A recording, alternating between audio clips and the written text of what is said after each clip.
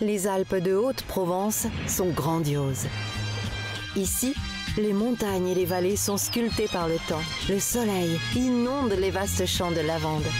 La nature y a ses droits. Vous y vivrez des sensations, la liberté, le partage, sans limite. Vous êtes au cœur de la région sud, au pied des Alpes, aux sources du Verdon, en Haute-Provence. Alpes de Haute-Provence, irrésistible.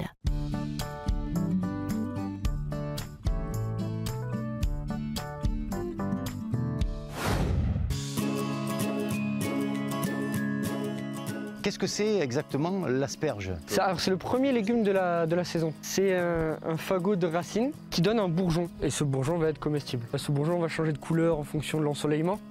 C'est-à-dire qu'au plus elle verra le soleil, au plus elle va devenir verte. Une asperge verte, on va quasiment pas faire d'andins pour la faire pousser, pour qu'elle devienne de plus en plus verte, quoi. Les asperges violettes, allons voir les andins, mais on va les ramasser une fois qu'elles sortent un peu plus. D'accord. Et après les asperges blanches, on essaye de faire en sorte qu'elles voient le moins possible le soleil pour qu'elles restent bien blanches. Oh Manu, regarde, j'en ai trouvé deux. Alors voilà, celles-là, elles sont vertes parce que je les ai un peu trop laissées voir le soleil. On plante bien la gouge, là ça a craqué. Tu te sers d'une gouge, c'est ça, c'est ça.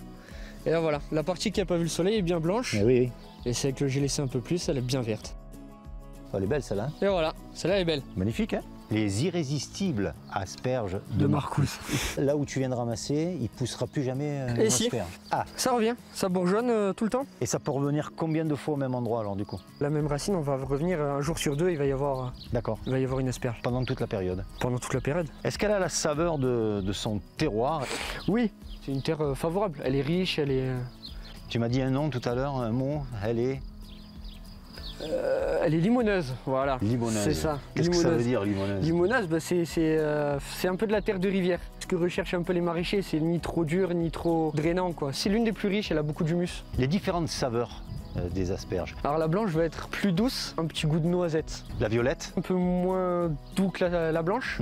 elle a un peu plus de caractère. Voilà, c'est ça. Et un petit peu d'amertume, je crois. Et ben ça, vers la verte, on a Là, un peu plus d'amertume. on est sur la verte. Manu, merci. Bonne récolte. Eh ben merci les toqués. Et tiens pour la recette, régalez-vous. À bientôt. Ciao.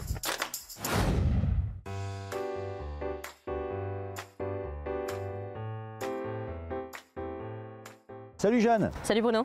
Jeanne, c'est la saison des asperges. Chouette. Qu'est-ce qu'on va pouvoir faire? On va faire une recette simple, des asperges, de l'ail frais, des oranges et un petit peu d'huile maturée. On va commencer simplement, on va couper les asperges, on va prendre juste les pointes. On va les faire blanchir dans une eau très salée. Surtout, cette partie, vous la jetez pas. Cette partie-là, vous pouvez la faire en purée ou en flan. Et la partie du bas, vous pouvez la faire infuser pour faire une panna cotta par exemple. Mais oui, On utilise tout, on jette rien. Alors, nos asperges. Hop, on les plonge dans l'eau glacée. Oui, pour fixer la couleur. La chlorophylle, ouais, tout à fait. Après, donc, on va s'occuper de l'ail frais. L'ail frais, on va le faire en purée. Donc pour ça, vous prenez un petit morceau de papier aluminium. On va mettre l'ail frais, du sel, de l'huile d'olive, bien sûr, évidemment. Et au four à 180 degrés pendant, allez, 40 minutes. D'accord. Voilà. Et après, on aura la purée. Donc, on va s'occuper de la sauce. On a la crème coco, on va ajouter de l'huile maturée, du sel, du poivre, un petit peu évidemment de zeste d'orange et du jus. On va ajouter du citron. Ben, on va dresser, Mais oui, Bruno. pardi. C'est parti. On va commencer par les asperges. On va ajouter notre sauce. Après, on va ajouter l'ail frais, donc on a fait en purée et qu'on a mis en pipette. C'est ça. Un petit peu encore d'huile maturée et une petite fleur de ciboulette qu'on a trouvée dans le jardin. Alors là, les amis, vous savez quoi? On va goûter. Un peu de sauce. Voilà. Jeanne, merci pour cette belle recette exotico-provençale. On s'est régalé. Merci, puis à bientôt. Dans les toqués du Sud.